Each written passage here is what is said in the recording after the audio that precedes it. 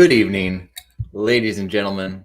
Welcome to another exciting virtual tour with Pretty Gritty Tours. I, as always, am your host, Chris Stodinger, and where do I even begin with tonight's tour? I think, honestly, I want to just start by thanking all of you. We recently put up a question just to get some feedback to know if these were of any use or interest to anyone, and the response has frankly been overwhelmingly positive, and I don't know how to sincerely or emphatically thank you all enough for making this journey worthwhile. 2020 obviously has been quite an experience, and all of your support, appreciation, and just general good vibes has really made every part of this journey worth it. So thank you for that.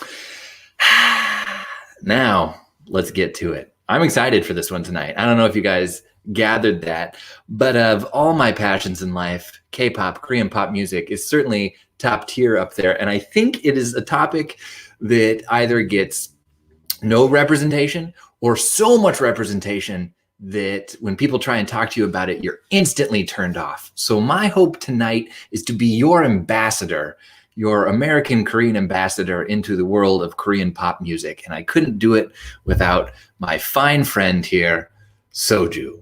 So, Ju, let's get into it. Gunbae, my friend. In case you're curious, soju is the traditional and most ubiquitous liquor throughout the Korean peninsula. It is traditionally made out of rice or sweet potatoes, fermented to about 11%, and I find it to be innocuous, completely tasteless. But I've been inundated into it for a long time now, and I apparently am wrong about that. A lot of people tell me it has a very strong flavor. So how did you not buy soju for this, Jackie? I'm not saying I'm disappointed, but I will imply it very strongly. And Leah, thank you. You are my ideal right now. There are so many people out there who have a first, second, tertiary connection to someone who knows something about K-pop, is super into it, but they don't know how to address the topic. And this, my friend, is for you tonight. How do we learn anything about K-pop? And I will be honest, this was one of the most difficult tours for me to prepare because I want to tell you so much.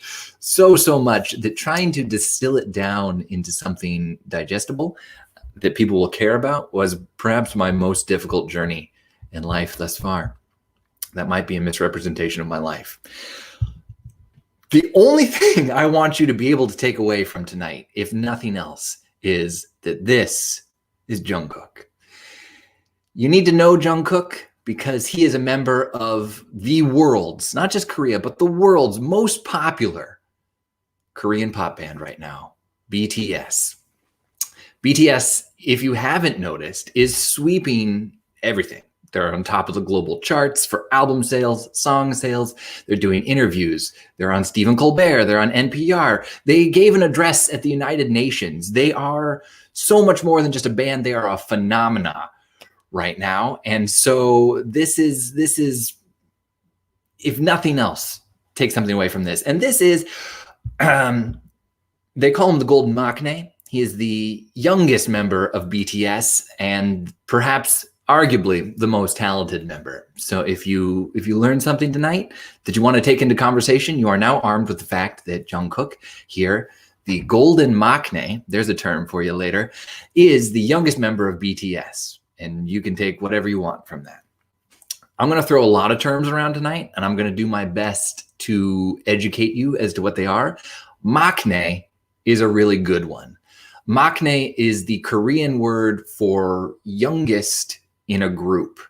If in a country where social hierarchy and age really determines that hierarchy, where these are really important factors, a term like Maknae carries a great deal of importance in conversation and beyond. So we use it when we're talking about K-pop groups. The youngest member of a K-pop group is always the Maknae. If you were with your business associates and you were the youngest person there, you would be the Maknae there. It is traditionally the member that has the least amount of authority in that particular situation, but they also get looked after the most by the elders in the group there, as is very much the case for Jungkook. So there we go. You've got something right there. You already know Jungkook and Maknae. You could tune out at this point and you would know so much more than presumably you started with. But I want to give you guys a little bit of credibility to my story before I really launch into this. Who am I? Young Chris Staudinger? Well, pictured here is really the beginning of my career with Korean pop music. Back in, oh Lord, what was it, 2009? My girlfriend, now wife, moved to South Korea together and started teaching English in the small town of Pohang. Pohang is the largest city on the eastern seaboard of South Korea. And there we were only supposed to do, we thought like 6 months. We ended up staying there for 2 years, and we have gone back essentially every year ever since then. I think our children have been back twice, maybe more, I'm not sure. But while we were living there and teaching there, we got super into K-pop music because we lived in this tiny little shoebox studio apartment, and there wasn't necessarily a ton of other things to do there. And K-pop was my introduction to so much of Korea. Gumbay, my friends. It was also where we first met Aries, who I assumed would be here right now. He's really into K-pop. As a young kitten, 14 pounds lighter than he is now. Look at that. Really, really good stuff. So just so that you know, as we're going through this tonight, I have put a ton of time into this, certainly not as much as a lot of other people. To be honest with you, the vast majority of information that I get, like notified when things are coming out, actually come from a carefully curated Instagram and TikTok network of, I'm going to guess, 10 to 14-year-old girls living primarily in the UK that are always so much quicker at knowing these things than I am. So I'm just set up to their alerts. And there you go. Now you've learned more about me than you probably expected to.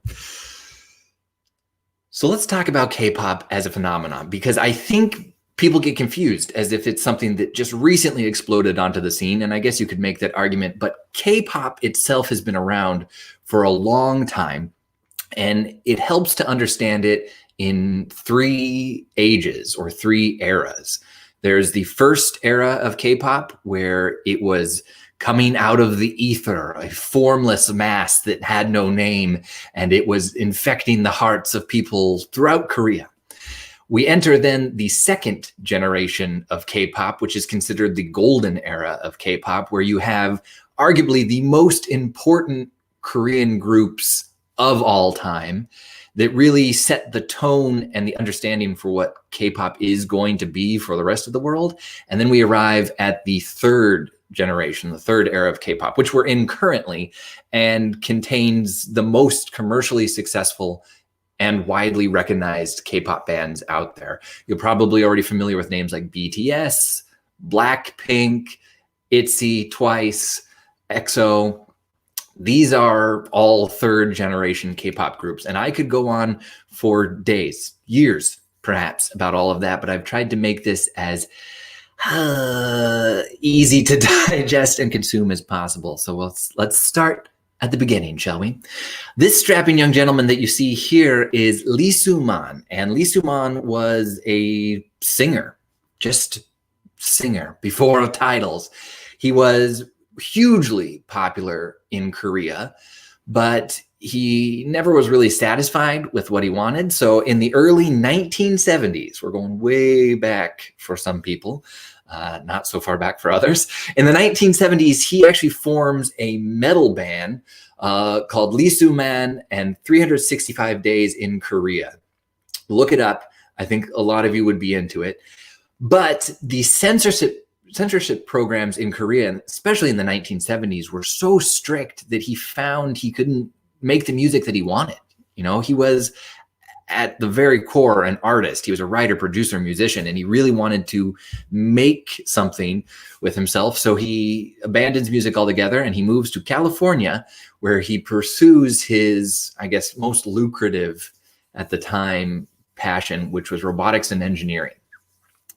And there he is in California, living in America, studying robotics and engineering, when he stumbles into the biggest black hole of his life, MTV.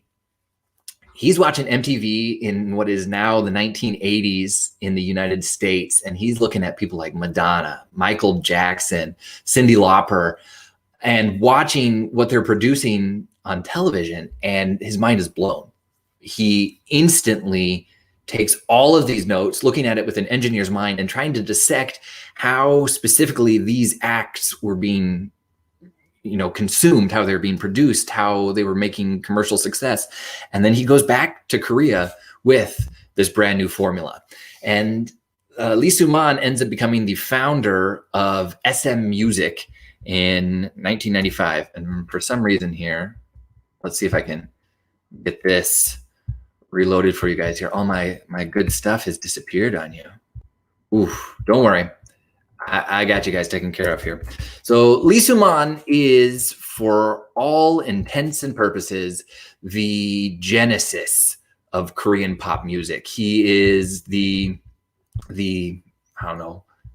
paraphernalia of this entire thing here. So let's see here. Let me see if I can bring you guys back to this. Don't worry.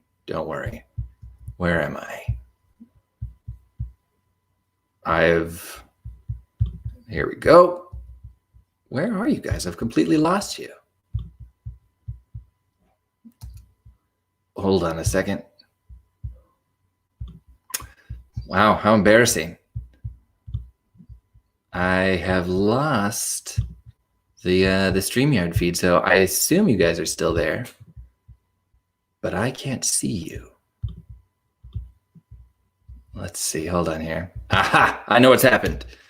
Okay, thank you guys for your patience with everything. Let's go back, shall we? Appreciate everyone's, you know what we're gonna do? Let's take a brief soju break. I think this is what happened here. I find myself suddenly, I'm telling you, I'm just so excited about this whole thing. I don't even really know where to start with everything. I'm gonna pop this back up and let me tell it. Can you guys see where we're at here? Let me know in the comments. Good thing that this is our least attended tour ever. Boop. Let's see. Are we back? No. For some reason,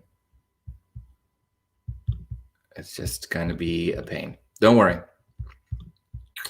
We're coming back here.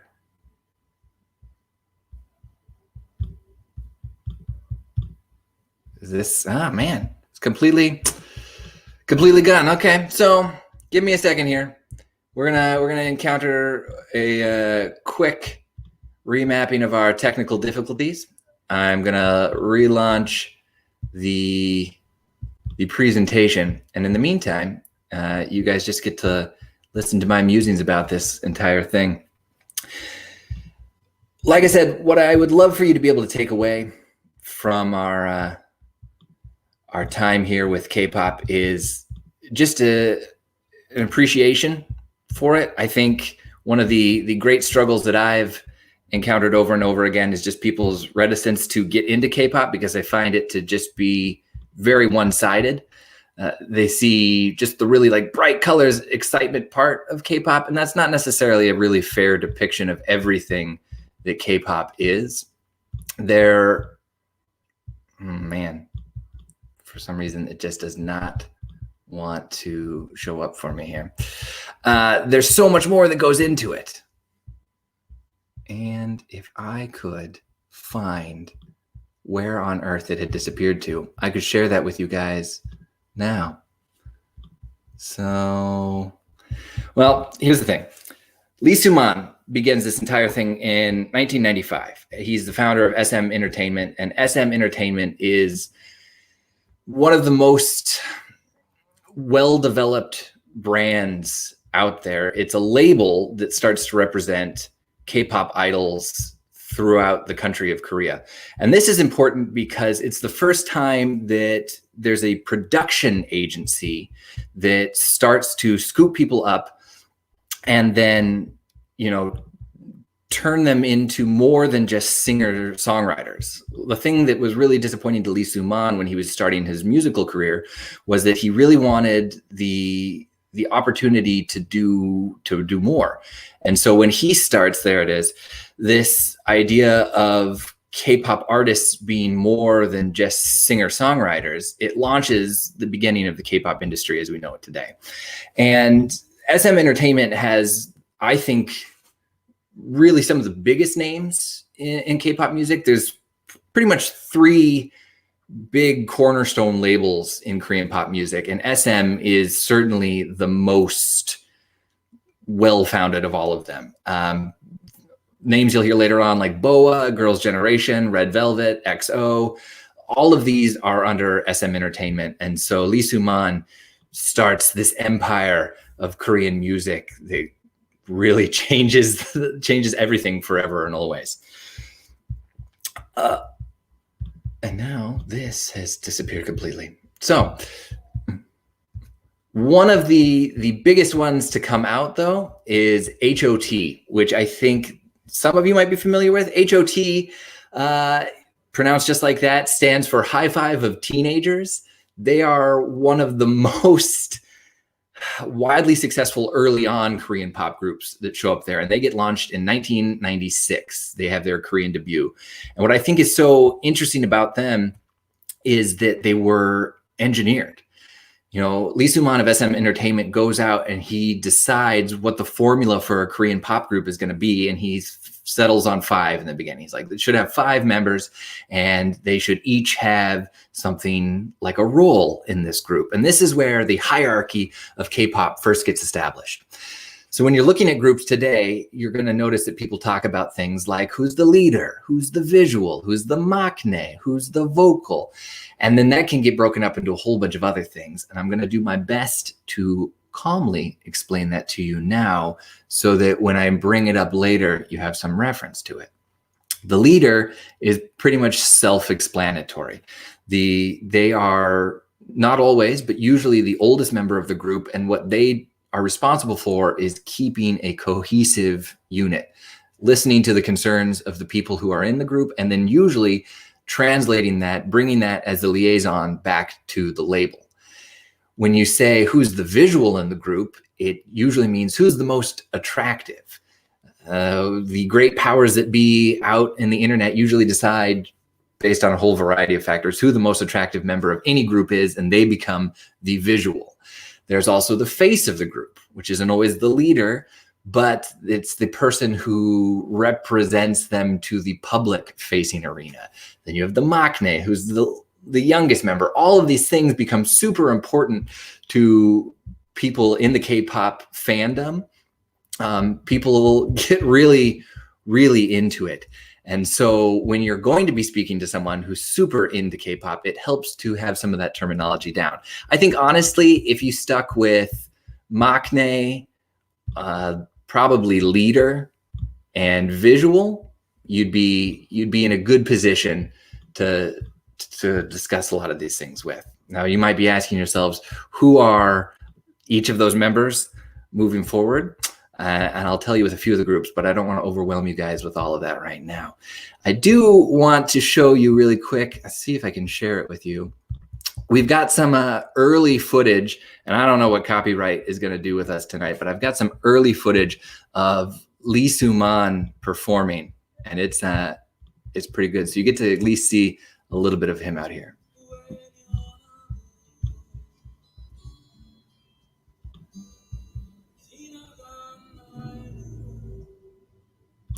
So he was a stud, right? And this was the beginning of his musical career. And this is the guy that I really want you to remember as not necessarily the founder, but certainly the father of K-pop. And with the first official label in, what was it, I guess 1995, he really is the benchmark of what we're looking for in a K-pop group. So I'm going to check if you guys have any big questions right now. Yeah, that's fair.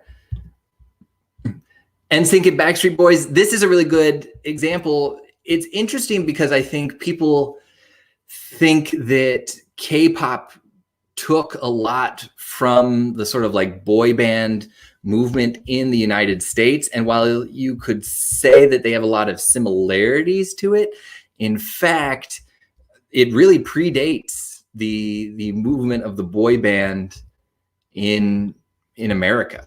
It was much more popular in Korea beforehand, and it was made successful by the fact that it was so insular in Korea. So they could just be like, oh, we're into this. It doesn't have to be something that was spread throughout the area. Now, for some reason, this is not, hold on. There we go. Moving on back to HOT here. So HOT is the first real group that sort of launches out in the area there under SM Entertainment, and they lead the charge, followed very closely by my wife's first exposure to Korean pop music. This is SES, and SES has definitely left a mark on a lot of people. Their first generation K-pop. I've got a little clip for you guys right here if you want to see some SES. It's good stuff. I'm going to start it where it starts to get really good for you guys, though, so that you have some appreciation.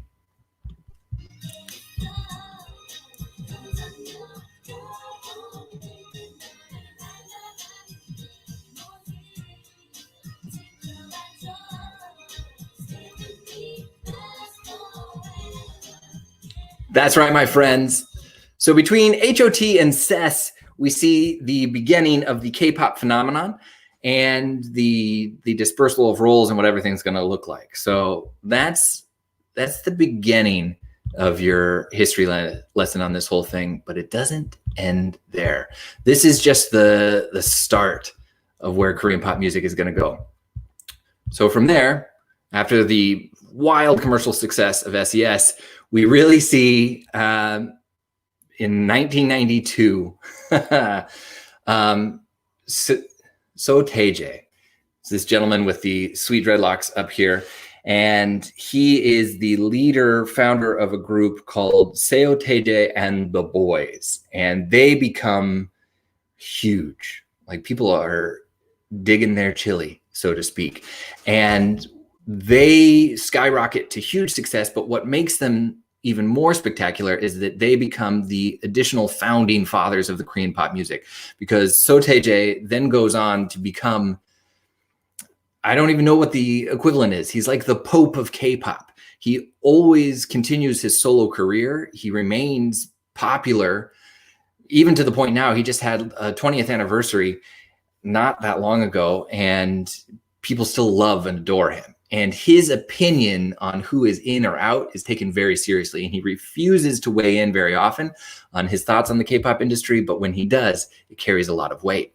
Now, one of his other bandmates here, Young Hyun-suk, ends up becoming the founder of YG Entertainment. You might have seen him if you're in tune with Korean news whatsoever, because YG Entertainment is one of the absolute largest labels in the Korean pop music industry. But he, not too distant past, I think end of 2018, early 2019, stepped down from his role as CEO and founder of YG Entertainment because of incredible allegations of corruption, prostitution, and a lot of black market yuckiness that were going on, which helped bring to forefront of everyone's imagination the sort of dark underbelly of the K-pop industry, which is not something that I want to skirt away from.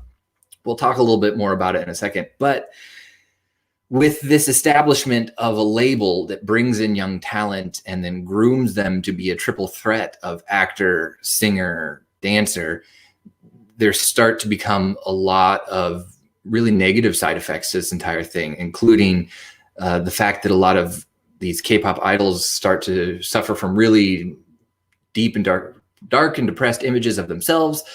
Plastic surgery in the K-pop industry is something that has been widely discussed for a long period of time. A lot of idols go through a great deal of plastic surgery to achieve a certain more Western look in a lot of ways. Working ridiculous hours becomes something that pops up on the top of the list quite a deal, as well as the fact that they will enter into usually 7-year contracts. And with some of these labels, it's almost the equivalent of slave labor, in that they're like, all of this training that we give you up front will be credited against the money that you make later on. So they spend the first few years of their contract not making any money. And then if they do become a commercial success, they have to give that money back in its entirety to the label, and sometimes don't make anything. And that is not by any means a blanket understanding of Korean pop music. It's as multifaceted and as nuanced as the American music industry, or really anything. There are some dark phases to it. And with the founder of YG Entertainment and all of that corruption coming to the forefront, it was certainly an opportunity to examine it a little more closely. But the YG Entertainment label has had some of the biggest players in the music industry, including Big Bang and 2NE1, which are without a doubt the highest grossing and most widely accepted Korean pop members of that label. So here we go. Now you got some foundation under you guys. I hope that this is making a little more sense for you all right now.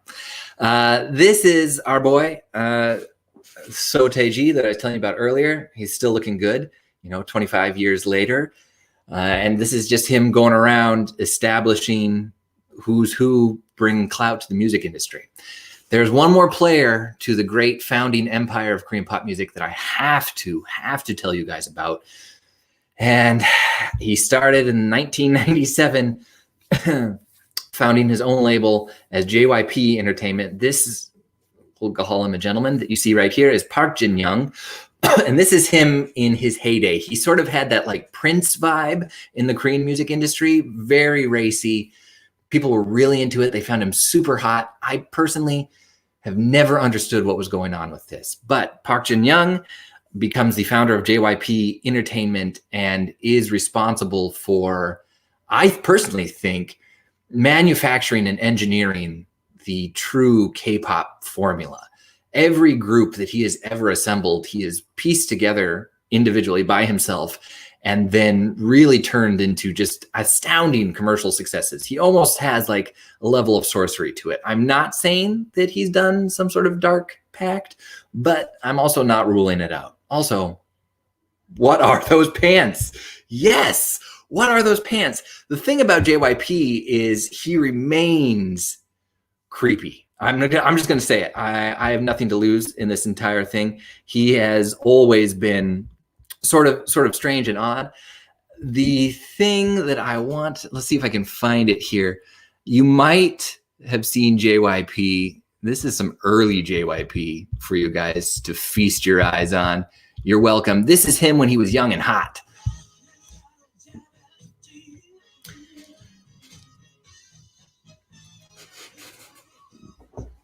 You could tell by the video quality that he was young and hot a long time ago, but it's important to bring him up because he is one of the most influential players in the K-pop industry today.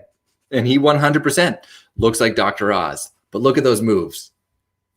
He is all over the place. A lot of people, you might have seen him. He was featured on Conan O'Brien there when Conan and Stephen Yeun take a trip back to Korea. There's a whole cool segment with them interacting with JYP.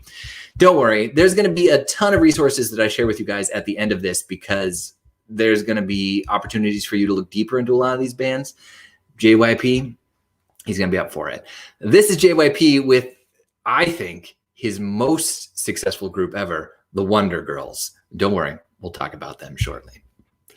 So there you are. These are the main players. YG, SM, and JYP are the main labels that establish the Korean pop music industry forever and always. And these are the faces behind them. Two of them still doing incredibly well with net worths, if not approaching $1 billion at this point, maybe over. I haven't looked at approximate numbers recently. There was a huge stock dive in late 2019 that sort of tanked the K-pop music industry's standing on a lot of different things. While K-pop was catching on fire in a lot of ways, the traditional labels lost a lot of money because they weren't producing the most successful groups, which, there you go.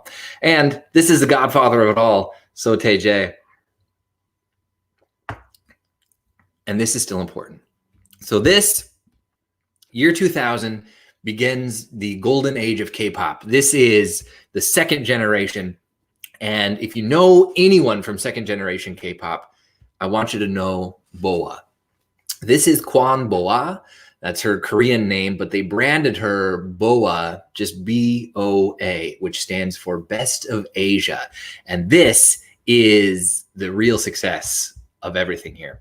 BoA is under SM's label, and they want her to have this ubiquitous non-Korean look because the intention was very specific here.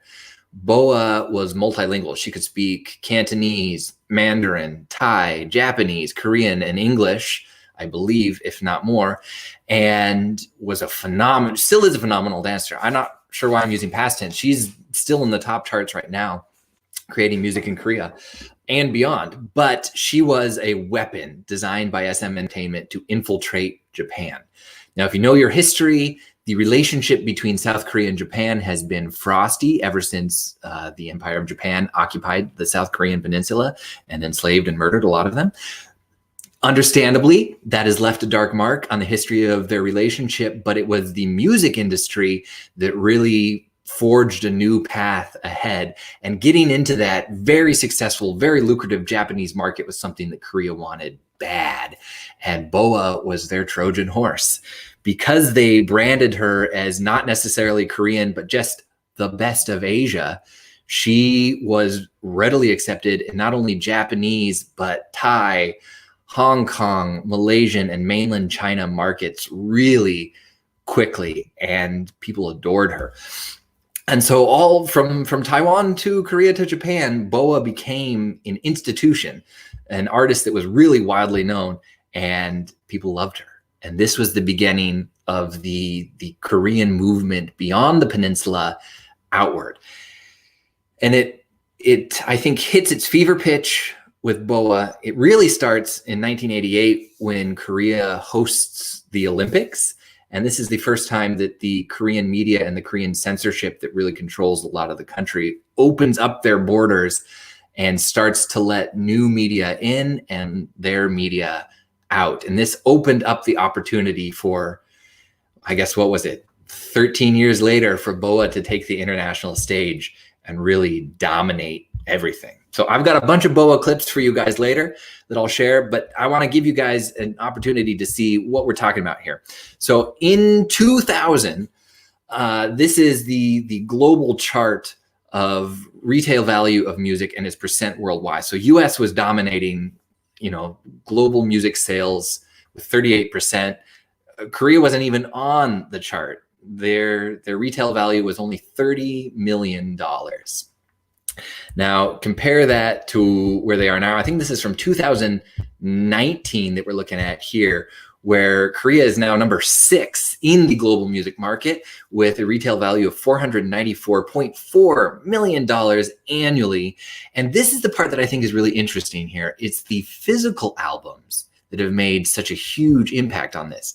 They lead the world with 37% of physical album sales anywhere. So while the rest of the globe is buying their music exclusively on iTunes or whatever, Korea is still out there buying physical albums. And this is a huge success to that, my friends, is that their albums are, to quote the words of, I think, one generation ahead of me, hella clutch. So pictured in that picture here, and of course I chose the super white one here. They come with a whole bunch of goodies. So they're like a book. Not only does it have the physical CD in it, in this like high texture case, but it comes with like a photo album and signatures and behind the scenes stuff. It's incredible what the fan culture of K-pop has done. And so if you're in Korea walking around, you'll see a whole bunch of just shops specifically devoted to the selling of physical albums out there. Now it looks like I'm actually getting a bunch of questions about this this Conan clip, and I think I've got it for you guys somewhere in here. If I have the opportunity to pull up for you really quick, I'm gonna do it. Yeah, here we go. Here you go, my friends. You're welcome for this. Enjoy. This is Conan O'Brien and Stephen Yun, which you may know from a lot of things, but I think most predominantly probably from The Walking Dead, visiting Korea. It's solid gold.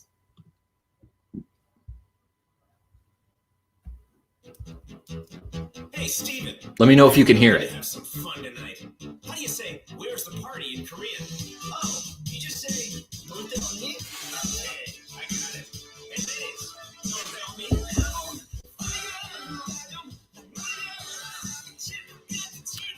We're going to go back here, but this is important. The women playing the instruments in the background are the Wonder Girls. I'm going to talk about them a lot because they're the best. They're a JYP band. There they are. Solid gold, the Wonder Girls.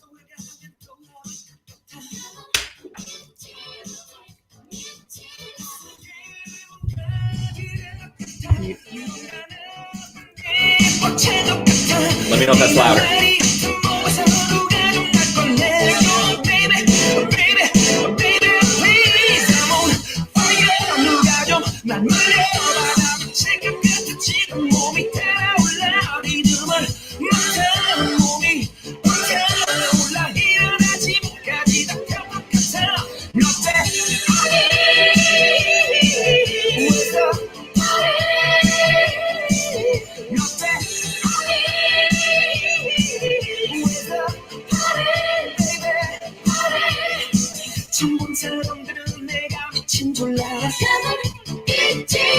Another Korean JYP group.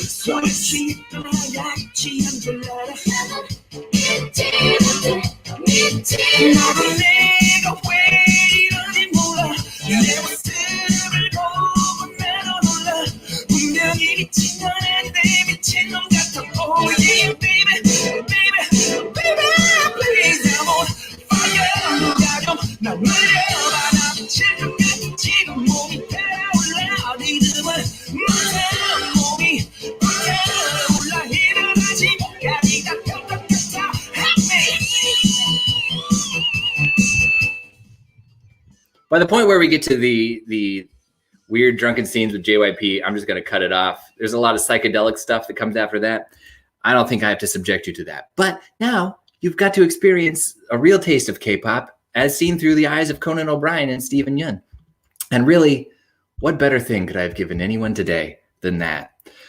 I do think it's pretty important to point out that that group that were playing their own instruments, the Wonder Girls, they're super, super cool. So physical album sales are taking off in the world is where we left off. And yeah, he is. This begins the era of Hallyu. Hallyu is how you're going to hear it sound. You're going to probably see it written most often as Hallyu, and it is a Korean morphous word that essentially means the Korean wave. And this is a term that is given to the K-pop industry as they explode into China, and China wasn't ready for it. They're like, whoa, I like it. It's too much. I don't know what to experience from this, but I like it. I want more, I think, but I don't know. And it just catches like wildfire from there. One of the most instrumental groups in promoting that wildfire, really pouring gasoline on it though, is my boys, Big Bang. Big Bang is so cool for way too many reasons, and I can only talk about so many of them, but Big Bang, I think, hits their debut in 2007 and really infiltrate mainland China hard. And the thing that makes them really spectacular and unique is that they write and produce almost exclusively all of their own music.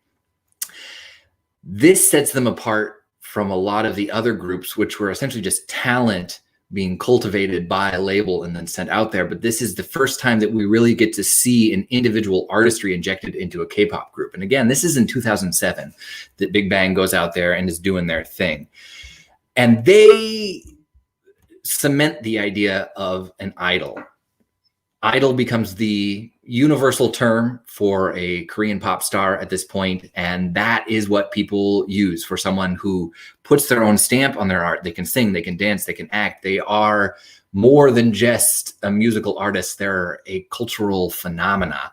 And I'll share some clips with you guys from Big Bang. Some of their stuff is a little, frankly, too racy for me to share on this particular one because I only have the one bottle of soju, but it is really good stuff. Big Bang sweeps the charts. They're under SM Entertainment. They become one of the most influential men groups in that early 2000 period, and they dominate everything. But if we're going to talk about who really brought K-pop to America, we're going to talk about my girls right now, the Wonder Girls. Now, the Wonder Girls, shocking, hopefully no one at this point, are a JYP artist group. There have been several of them throughout their tenure. They debut, I think, in 2007 as well. Absolutely 2007, same year as Big Bang. And they have 5 of them early on. They hit their debut. People go insane for them. They're catchy, they're cute, they're fun, they have a great sound. JYP, despite his many weird flaws, has an immaculate talent for finding significantly talented people and signing them to his label. The Wonder Girls not only dominate the charts in Korea for a long period of time, but the thing that makes them truly successful and unique is that they make the first successful launch into the United States. And the way that they do it is by touring as the opening act for the Jonas Brothers on their national tour. This is in, I think, 2009, 2010 that the Wonder Girls opened for the Jonas Brothers on their entire national act. And this is the first time that people in the US are like, hold up, what is this? I'm into it. I'd like to know some more about it. And that is brought to you by the exquisite flavor of, let's see if I can find it here for you guys really quick. One second. I'm bringing up a special tab for this one here. The Wonder Girls come out with Nobody, which you might have heard. What made it so cool is that they were the first time that they came out with both an English and a Korean version with it. Well, I'll bring you guys a little taste of this glory right now. Chrome tab, here we go. And as with so many things, it features a lot of JYP, which is unfortunate, but here they are. Love you, baby. And you'll never change. 사랑해. I want nobody but you. I want nobody but you. How can I be with another? I want more than other. I want nobody. Hello. JYP, why do you ruin everything with your presence? Listen. Aside from the fact that JYP has a decidedly disturbing face and just kind of a creepy vibe about him, like I said, he finds a lot of good talent, and the Wonder Girls were certainly no exception to that. In fact, they might have been the rule. And with Nobody, they infiltrated America, and people were, for the first time outside of the Eastern market, paying attention to K-pop. So bravo, girls. This is the 4 Wonder Girls in the band's reiteration at the end there. As they were getting ready to closing out their contract, they only had 4 of their members left. And like I said, they cycled some of them in and out over the years. But they did some really good stuff in their time. And I'll share a bunch of stuff about the Wonder Girls later, because if there's a band that I would like you personally to get into, it's the Wonder Girls. I think they're very approachable, very palatable. They did a really good job of doing both Korean and English, and that was key. Now, one of the things that makes K-pop so successful that we haven't even addressed is the fact that it appropriates every other type of music that it can and then churns it into a crucible where something new entirely comes out. It has, from its very beginning, been a combination of rap, pop, soul, electro, hip hop, reggae. Like, it has taken every musical genre and then condensed it down, put it into a Korean kiln, and turned out something uniquely its own. And the thing that I particularly love about K-pop is that it is almost like a small production each time. They're not just making music, but they're telling a story with everything they're doing. And the production value that goes into the music videos, the album paraphernalia, the branding is expansive and has almost the same way that comic books do, this like whole world that they've created in the background of it. And they've churned out a multi-million-dollar industry doing so. Of the most successful groups in the golden era of K-pop, I would be remiss if I didn't bring up 21. Now, this is 21, the number 2, the letter N, the letter E, the number 1, 21. They were the first Korean group to come out and essentially break the gender norms that were happening in K-pop, where if you were going to be a girl group in K-pop, you kind of had to be cute and soft and floofy. And 21 was like, hell no, we're not down with that noise.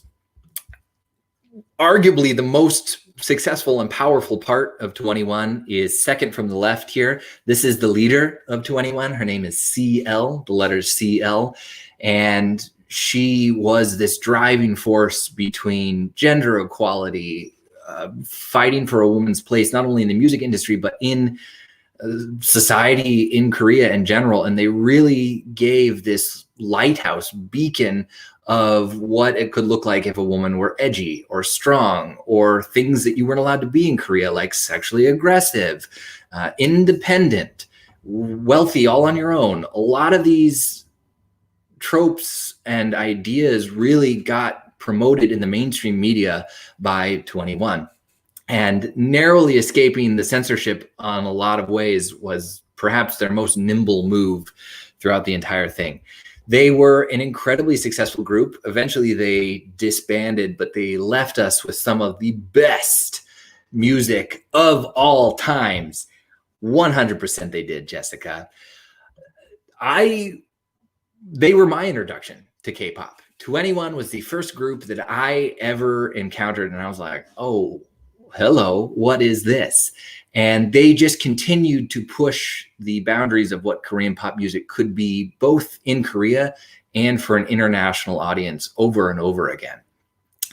It is also worth noting, just while we're talking about Korean rules and whatnot, if you're looking on the far right of this photo, you have the leader, also the face of the group. You can be both.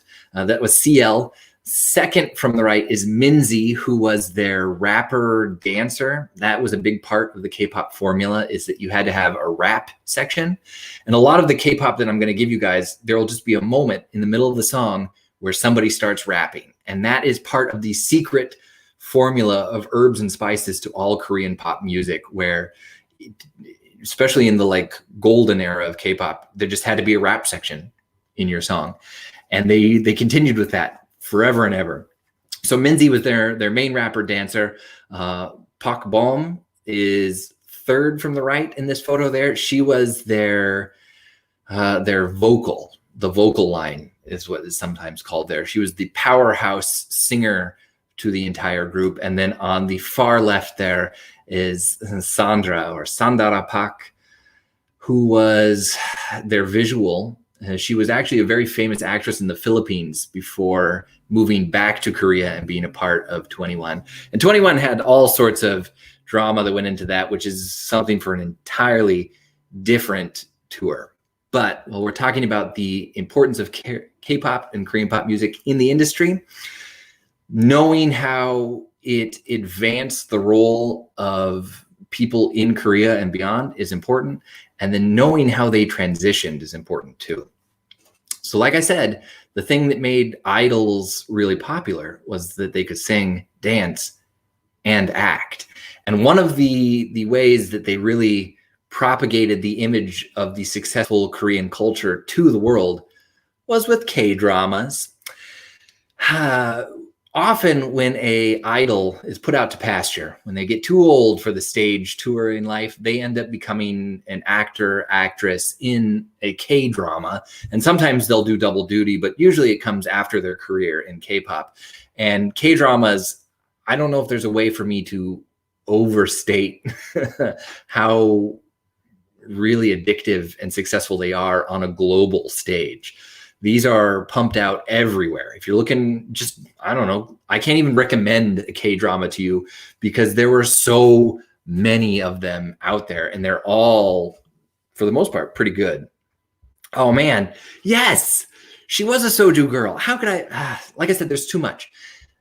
there's something else to know to this whole thing, where a big part of being a Korean pop idol is that you get a lot of brand sponsorships and whatnot. So yeah, you'll end up being like a soju girl or a soju guy, where in places where soju is sold, they'll usually have like a large cardboard cutout of the idol of the week or whatever, promoting their brand, which is, God, I miss Korea.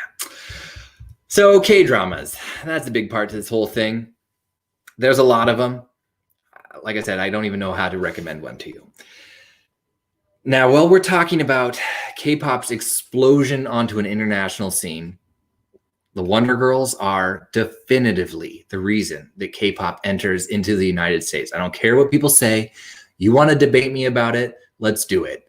But the reason that K-pop becomes the power industry that it is, I think we're going to have to attribute to this guy right here. You might be familiar with Psy. If you're not, I'm not even sure how to really explain the global phenomena that is Psy to you, other than perhaps show you a brief period of this. This broke the internet. Literally, it broke the internet. And here's your opportunity to see it if you didn't see it already.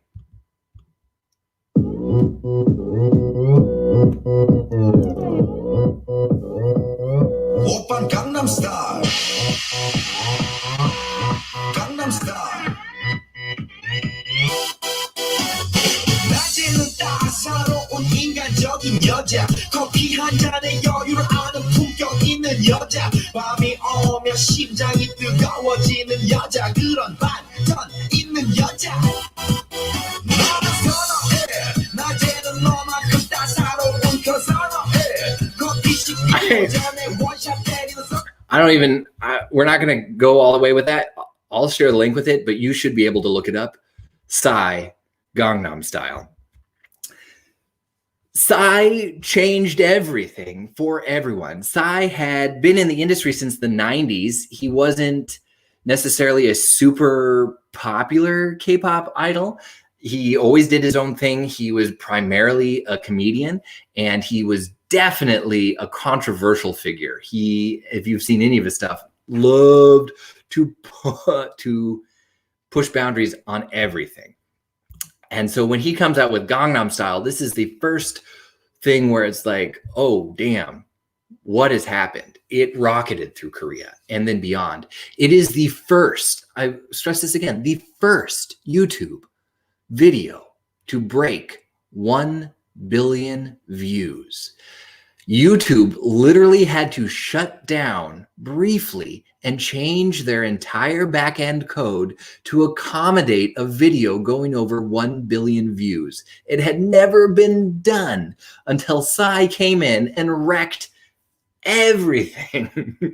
It changed the understanding of Korean pop music for a lot of people, and it was, for a lot of the Western world and beyond, the first introduction to Korean pop music. And while his entire body of work isn't as, I guess, successful and indicative of the Korean pop music industry, the fact that he just ballistaed a musical bolt into the hearts of the world was a monumental achievement. He is the essence of viral. And I'd like to point out, just briefly while we're on it, the woman on the far right there, dancing in the pink, was a feature in his music video.